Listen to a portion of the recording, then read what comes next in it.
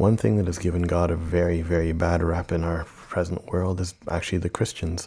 Christians have been known to have a terrible reputation of judging others based upon their understanding of the Bible. Things like, you can't do that. If you do that, you're going to burn in hell. You can't be gay. If you're going to be gay, you're going to burn in hell. If you don't go to church every Sunday, you're going to burn in hell. If you're going to do one of the bajillion things that you can do, you're going to burn in hell. And it's based on their understanding. If they're right, they're wrong, that's up for God to know and understand. But it's not our place to judge one another. If we judge another, we inadvertently bring judgment upon ourselves. So Christians are falling by their own folly. We should love one another and lead one another out of whatever, if it is truly our understanding that what their actions are would be hurting them. So let me draw some arguments, for example, that would anger most Christians or actually cause them to disagree. Okay, but this is something that I personally understand as truth. So you take a look at the Old Testament and the 10 Commandments. There's nothing that says in the Bible, and God came down and wanted to give Moses 10 commandments. What happened was Moses went up on Mount Sinai.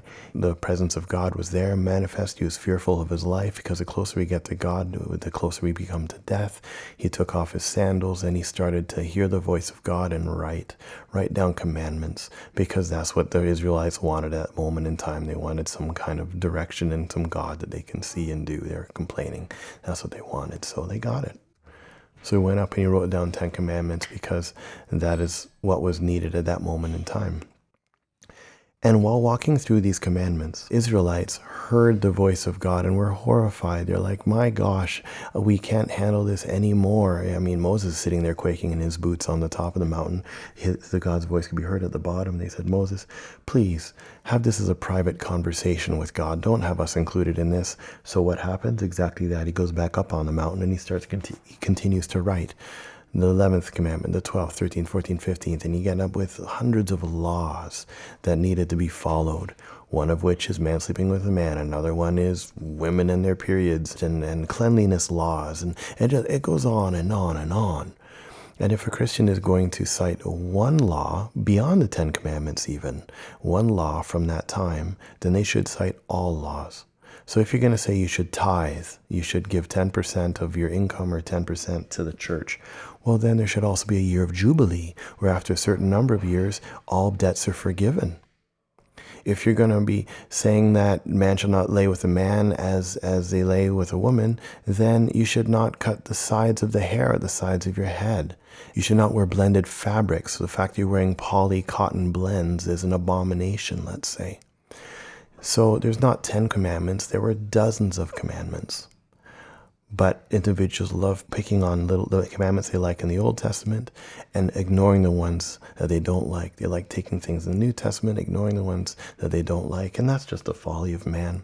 When the truth is, yes, Christ died to give us freedom from those laws. Part of the laws, the Bible says, is that to illustrate the fact that we cannot live by the law. We cannot successfully do all those things all at once and find heaven. We cannot work towards our own everlasting life and inherit whatever on our own strength.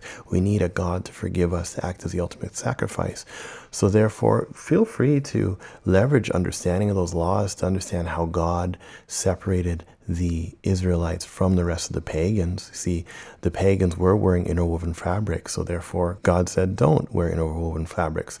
The pagans were worshiping other gods before him, so therefore don't worship other gods before me. The pagans were doing lots of things that God didn't want. That God wanted his Israelites to be separated from all the pagans at that time. So that's why he made these laws. And I'm sure they also had important things. For example, shellfish are known to have more poisons than a non-shelled animal. You know, you can eat a semi-raw steak, but you can't eat a semi-raw lobster. So a lot of it is also for self-health and whatnot. But I think the moment that anyone takes one law and says, look at this, it says this here, we must now do this. It says in the Old Testament, we must go and conquer this land and kill everyone. That means we must kill everyone at all times. No, you're taking things out of context. Once you take things out of context, you end up hurting yourself, hurting others, and misrepresenting God. A parent might say to a child, if you keep pulling your sister's hair, I'm going to spank you. Does that mean when that child is 95 years old and he pulls his sister's hair just for old time's sake, that the parent's going to go in and slap them? I don't think so. Relationships change, things change. There's one thing that's 100% consistent that never changes in this world, is that things change. And we must always take words, guidance within the context and heart of the era and area and the time, and then the heart of its intent at that moment in time. So if you're Christian or non-Christian, please stop pointing the finger at other people.